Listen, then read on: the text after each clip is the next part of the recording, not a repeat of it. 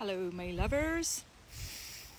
So I just come back from a weekend away by myself in a gypsy cabin in the middle of the forest, and it was very weird because I've got 4 children, a busy house. Not only do I have my own children, but our home is a place where all the children's children come, so it's always filled with people that call me mama even though I'm not their birth mama, and it's usually very busy.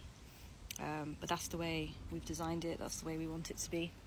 It's kind of like allowing children that just want to get away or feel safe just to come here. So that's always been our home, you know. So yeah, very busy. The last time I was on my own was probably like 8 years ago, like own. And I travelled to Cornwall to train as a yoga teacher and stayed by myself along the coast.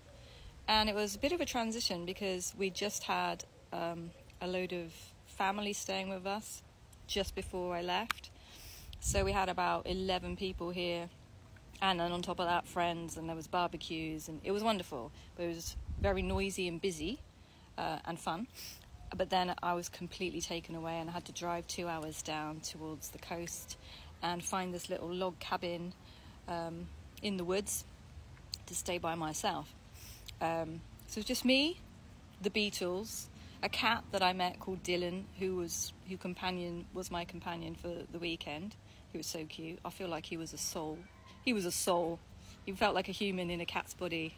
I think he knew I needed company on some level, but not a human. There was not one other human interaction. I was literally on my own in the forest. So I did yoga. It was like an outside shower. You literally felt like you're one with nature. I was one with the bugs. I was one with the frogs. And the rain, and then I lit a fire in the evening, and I sat there journaling, wrote a song. But I knew this. I'd had a vision of this place about a month ago, and I said to my partner, I keep seeing this vision of me completely alone in the forest with a bottle of wine, a fire, and a journal. And he's like, do it. Like, when do you ever get time to yourself? He often goes off and does like little French holidays for a weekend because he's got family in France. She said, do it, you know, you're always the one with the kids. So off I went, and I was just like, it was so amazing just to be in the simplicity, like with the elements, the fire, earth, air, water. You even shower outside, so there was everything about it felt like you're one with nature. Anyway, whilst I was there, Spirit was clearly talking to me and speaking about how we're in this world but not of this world, essentially. If I could wrap it up in a nutshell, it was that. And it was a reminder of that yes, I'm in this world, but I'm not of this world, in the sense that I don't think like, I'm not programmed to think the way the world tries to program us. And I'm unhinging, and I just want to unhinge more and more and more, because that is the way that you are then working your life out through the kingdom. And source is working through you, and so therefore the laws of the kingdom are working on your behalf. So someone will say that they're successful because they've got a lot of money or they have a career. To me, I'm telling myself I'm rich all the time, and when I say rich, I don't mean money. I mean I'm rich. My soul is rich. My purpose is rich, and it's a totally different way of thinking than the world. Butterfly just flew past me. But more and more Spirit is talking to me about being the voice of Spirit, being the voice of God to others. Those that know me know that I channel through my songs, I channel through my speech. And he was saying, I've put the kingdom of heaven within you. It's within you. You just need to let it out. And the way it's coming out is essentially through music and my voice. But it was like, there's more. And he said, she, people are going to think you're very bizarre. Like the way it comes out, the way you present and how it comes out creatively may look like you're a bit of a whack job, but don't care. I really don't. Stay wild, right? Stay wild. And then last night, and then there was a lot, but essentially that was it in a nutshell. And then last night, I've been home now, this is my second night home, and I was having weird nightmares, and I was in hell. I was with some dark, weird demon, but the demon was telling me all of his secrets. It was odd. He was telling me the way that he like controls the world and the darkness and how to stop people living in the kingdom. It was all fear-based. It was all fear. And I was being suffocated in this dream, in a sense. But I kind of knew that I needed to feel it to know what I'm not working with. Because I was like, that is why I stay in the kingdom.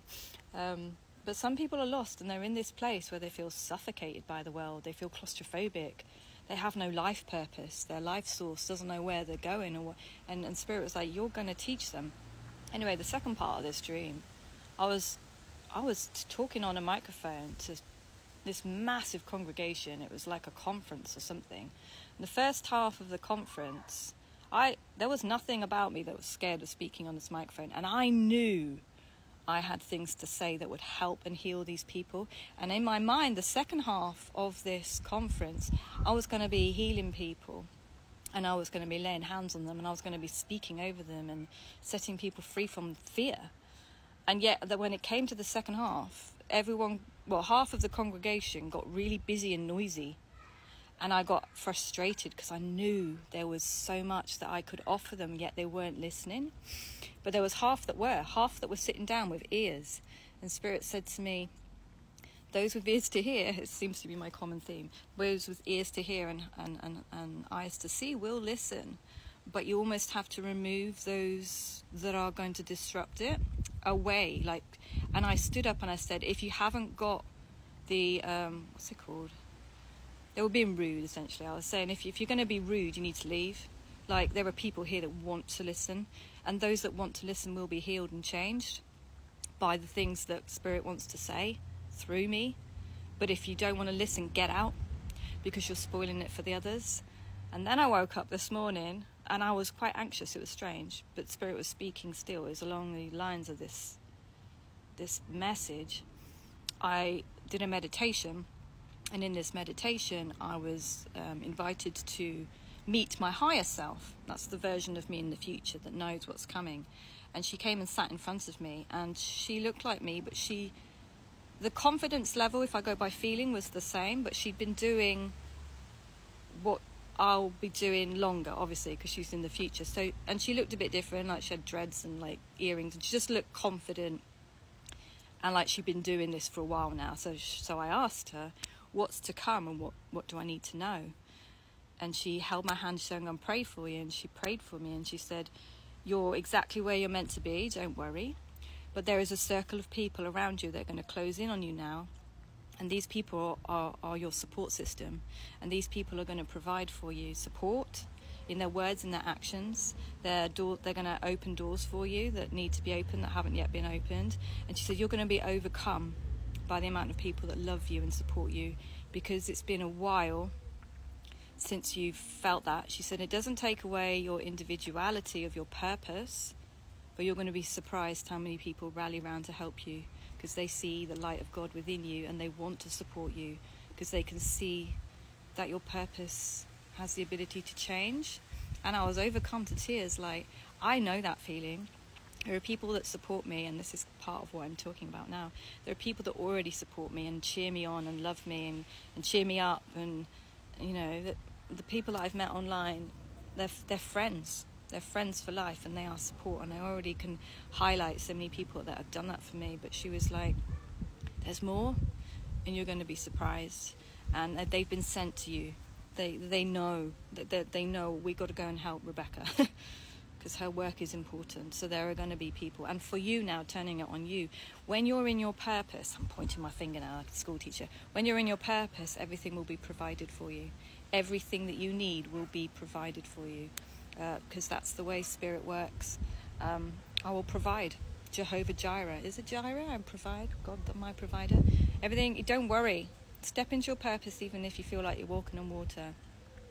Everything will fall into place, because we are not of this world, we are of another world, and that world will sustain you and bring you abundance and support in a way that you never will find in this world.